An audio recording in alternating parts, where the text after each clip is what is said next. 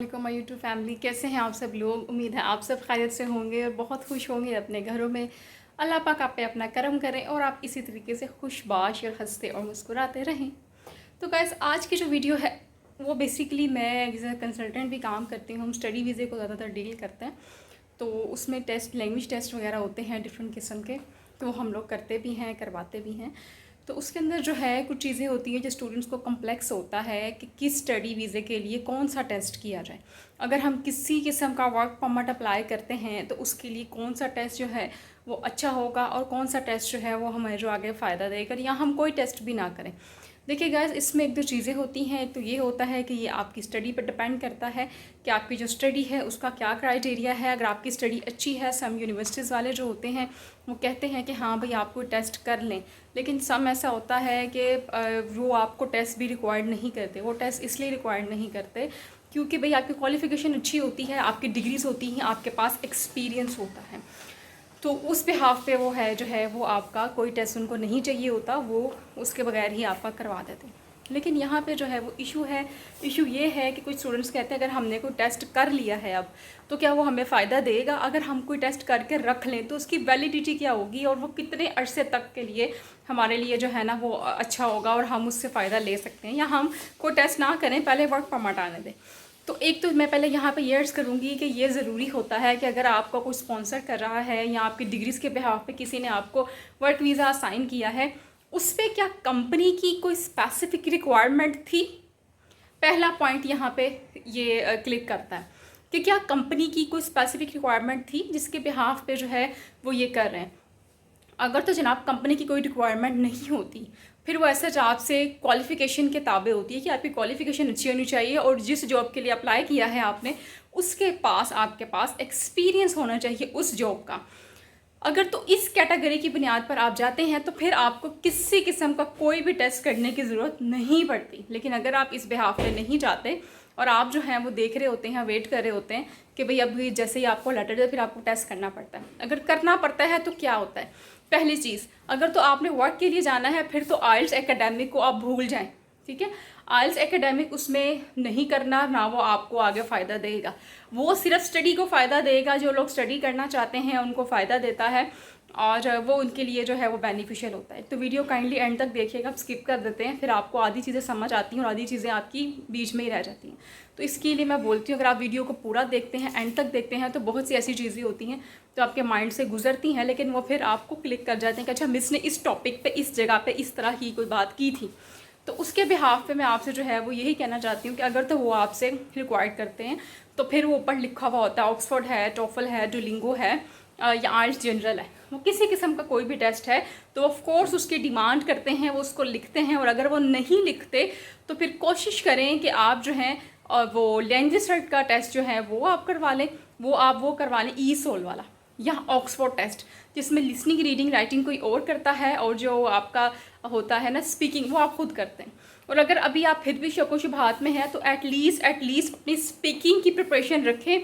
अगर आप अपनी स्पीकिंग की तैयारी करना शुरू कर देते हैं, स्पीकिंग पे अबूर लेना स्टार्ट कर देते हैं, तो फिर ये होता है कि इन फ्यूचर आपको आगे जाके आपकी जो स्पीकिंग होती है वो आपको बचा लेती है। बचा इसलिए लेती है कि अगर आपकी कोई कोई भी आपका जो है जो अप्लाई कर रहा है वर्क वीज़े वाले एम्प्लॉय, वो अगर आपसे कोई टेस्ट नहीं मांगते तो ऐसा जो आपका इंटरव्यू तो लेते हैं।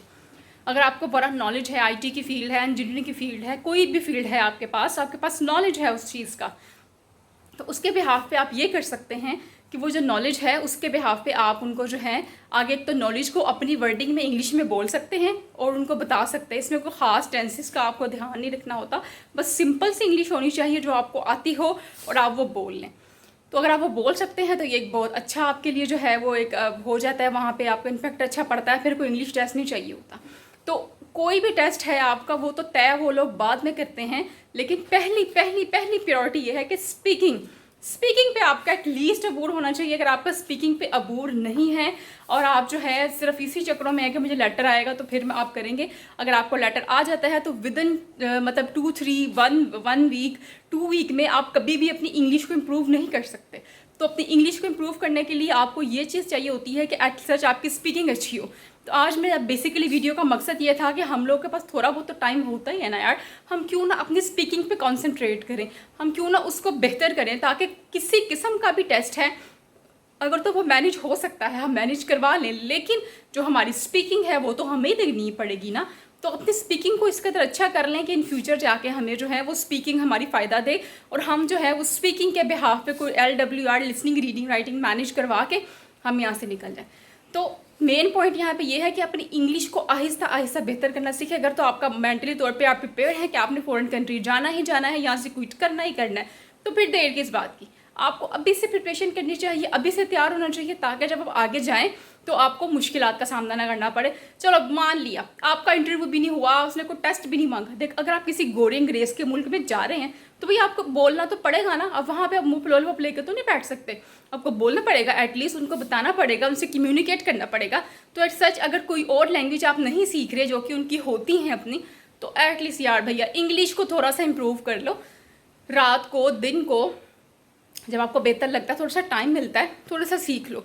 अब स्टूडेंट्स का माइंडसेट ये होता है, अच्छा मुझे किसी ने कमेंट में भी ये कहा था कि आप हमें इंग्लिश भी थोड़ी सी सिखाएं, तो मैं थोड़ा बहुत तो आपको सिखाना स्टार्ट कर सकती हूँ डेली बेस पे। पहले हम, अच्छा टेंसेस सब कुछ नहीं होते। अगर आप कहते हैं कि हम टेंसेस करके तो हमें इंग्लिश आ जाने पर चौका चक्का लगा लेना हमने, टेंसेस सब कुछ नहीं होते, लेकिन टेंसेस से काफ़ी चीज़ें आपकी इंप्रूव होती हैं, काफ़ी हद तक आपको नॉलेज मिलता है, ग्रूमिंग होती है आपकी।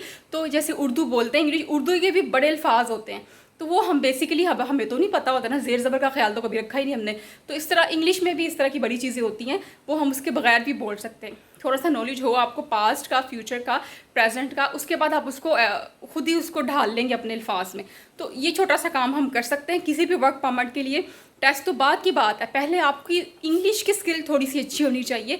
आपको how are you, how do you do, what are you doing nowadays, मतलब इस तरह के सिंपल स्ट्रक्चर सेंटेंसेस आपको पता होने चाहिए, आपको उसका मीनिंग पता होना चाहिए, तो आप डेफिनेटली उस पर जो है वो अप्लाई कर सकते हैं।